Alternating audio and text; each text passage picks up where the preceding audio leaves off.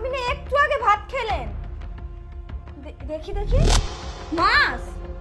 মা, আপনি কেমন মানুষ? হ্যাঁ, এক টুকরো মাছ আমি আপনার ছেলের জন্য রেখেছিলাম আর সেটা আপনি নিজে খেয়ে ফেললেন।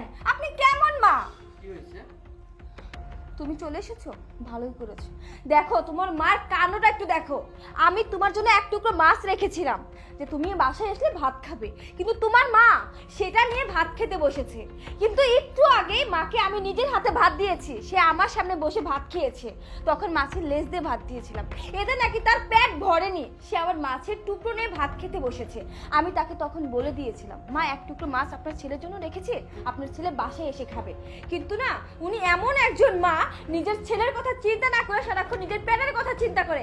মা, আপনার পেটের মধ্যে কি রাক্ষস আছে? হ্যাঁ, আপনি এত খাবার কিভাবে খেতে পারেন? হ্যাঁ মা, আমি এসব কি শুনছি? মানে তোমার বৌমা এসব কি বলছে? তুমি শেষ পর্যন্ত খাবার চুরি করে খাচ্ছ, মানে এটা আমার শুনতে হলো? আরে বাবা, তোমার বড় মাছ খেতে ইচ্ছে হয়েছে, তুমি তোমার বৌমাকে বলতে, তোমার বৌমা তোমাকে খাওয়াতো। আর না হলে তুমি আমাকে বলতে, আমি বাজার থেকে বড় মাছটা তোমার জন্য নিয়ে আসতাম। কই, আমি তো সবসময় বাজার থেকে বড় মুরগি, বড় মাছটা নিয়ে আসি, তাই না? আর শেষ পর্যন্ত তুমি খাবার চুরি করে খাচ্ছ, এই দিনটা আমার দেখতে হলো। শোনো সাব্বির, তোমাকে আমি একটা সাফ সাফ কথা বলে দিচ্ছি। তোমার মা যা শুরু করেছে, তারপর না আমি আর এই বাড়িতে থাকতে পারবো না। তোমার মাকে আমি নিজের হাতে মাছ দিয়ে ভাত দিয়েছি, তারপর উনি এমন ভাবে কথা বলছে, মনে হচ্ছে না আমি কখনো খেতেই দেই না, ওনার উপর আমি নির্যাতন করি। এইভাবে চলে না আমি এই বাড়িতে থাকতে পারবো না। আমি এই বাড়ি থেকে চলে যাব, হয় তোমার মা এই বাড়িতে থাকবে আর না হয় আমি এই বাড়িতে থাকবো। দেখি তুমি কাকে সিলেক্ট করো। মা, দেখেছো তোমার বৌমা কি বলেছে? তুমি যেই কাজটা করেছো এটার জন্য এখন তোমার বৌমা আমাকে ছেড়ে চলে যাবে, আমি কি একা একা থাকবো বলো? আরে মা, তুমি ভাত খাচ্ছো? কি দিয়ে খাচ্ছো? ও, মাছ। কি ব্যাপার মা, তুমি কাঁদছো কেন? কি হয়েছে? সাবির, মার কি হচ্ছে? বাজান রে,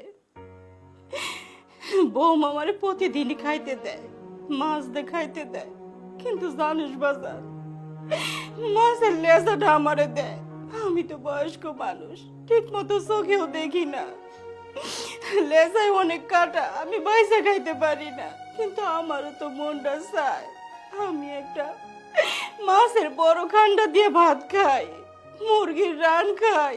এটা কি কোনো দোষের কথা? তাই আজকে বড় একটা মাছের খন্ড পায়া আমি সেইটাতে ভাত খেতে বসছিলাম, তাই বৌমা আমার সব নানান কথা কইতেছে। আমি যে কি খাই না খাই সেটা আমি জানি আর আমার আল্লাহ জানে। দেখো মা, নাটক অনেক করেছো, এবার চুপ থাকো। ভাইয়া, তুমি এসেছো খুব ভালো হয়েছে। দেখো মা আজকে যে কাজটা করেছে সেটার জন্য আমার বউ আমাকে ছেড়ে চলে যাবে, আমি কি একা একা থাকবো নাকি? দেখো, তুমি আজকেই মাকে ঢাকা নিয়ে যাবে, আমি আর এই সংসারে অশান্তি দেখতে চাই না। তাই হবে। মা, তুমি একটা কাজ করো, তুমি এখনই হাত দিয়ে তোমার শাড়ি চেঞ্জ করে আসো, আর তোমার জামা কাপড় সবকিছু নিয়ে চলে আসো। তুমি এখনই এই মুহূর্তে আমার সাথে ঢাকা চলে যাবে। যাও, চেঞ্জ করে আসো। না না বাজার, এইটা তুই কেমন কথা কইতেছস?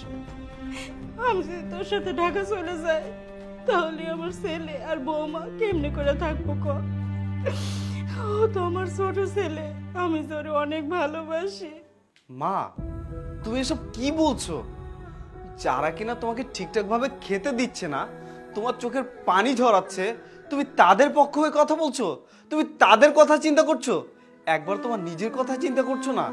মা, আমি যেটা বলছি তুমি সেটাই করো, আমার সাথে চলো।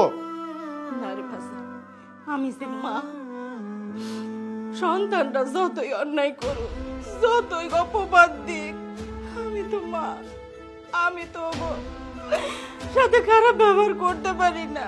তাই আমি ওগো সাইডে কোনো জায়গায় যাবো না। ছোট বৌমা, ও তো অন্য বাড়ির মেয়ে, ও তো আমার মা হিসেবে মানতে পারতেছে না আর ভালোবাসতে পারতেছে না, কিন্তু এই জন্য তো আমারে ওরে সাহায্য করতে হইব। আমি যদি চলে যাই তাহলে ও তো কোনোদিনও বুঝবো না, তাই আমি ওর কোনো দোষ দেই না। ও বুঝুক যে শাশুড়ি ও মা হয়, তাই আমি ওর কাছে থাইকা ওর ভুলগুলো শুধরে দিতে চাই। মা, আমি আপনার সাথে এতটা খারাপ আচরণ করেছি, সবসময় আপনাকে কথা শুনিয়েছি, ঠিকমতো খাবার খেতে দেইনি, সবসময় আপনার নামে আপনার ছেলের কাছে মিথ্যা কথা বলেছি, অথচ আজকে আপনি আমার কথাই চিন্তা করতেছেন। আপনি তো পারতেন আমাদের কথা চিন্তা না করে আপনার ছেলের সাথে ঢাকা চলে যেতে, কিন্তু আপনি শুধুমাত্র আমার কথা চিন্তা করে কোথাও যাচ্ছেন না, আমাদের কাছে থেকে যাচ্ছেন। মা, আমি অনেক ভুল করেছি আপনার সাথে মা, আপনি আমাকে মাফ করে দেন। আসলে মা, আমি কখনো আপনাকে আমার নিজের মা ভাবতে পারিনি। আমি ভেবেছি শাশুড়ি কোনোদিনও মা হতে পারে না, কিন্তু না, আমার ভাবনাটা একদম ভুল। মা তো মাই হয়, সে শাশুড়ি হোক বা অন্য কেউ, মায়ের জায়গায় কখনো অন্য কেউ থাকতে পারে না। মা, আজকের পর থেকে আমি আর আপনার সাথে কোনোদিনও খারাপ আচরণ করব না। এই সংসারের দায়িত্ব আপনার, আপনি যেভাবে এই সংসারটা চালাবেন ঠিক সেইভাবে চলবে। আমি কোনোদিনও আপনার মুখের উপর কথা বলবো না। মা, আপনি আমাকে মাফ করে দিন মা। বৌমা, তুমি তো আমার সন্তানের মতো, মেয়ের মতো, তুমি ভুল করতেই পারো। মা হিসেবে আমি এসব কিছুই মনে করি না। তুমি তোমার ছেলের বউ না, তুমি আমার আরেকটা মেয়ে। আসলে কি সন্তানরা তো সবসময় ভুলই করে, মার উচিত সেটা শুধরে নেওয়া। তুমি তোমার ভুল বুঝতে পারছো, তাতে আমি অনেক খুশি। আমার আর কিছু চাওয়ার নাই। ঠিক আছে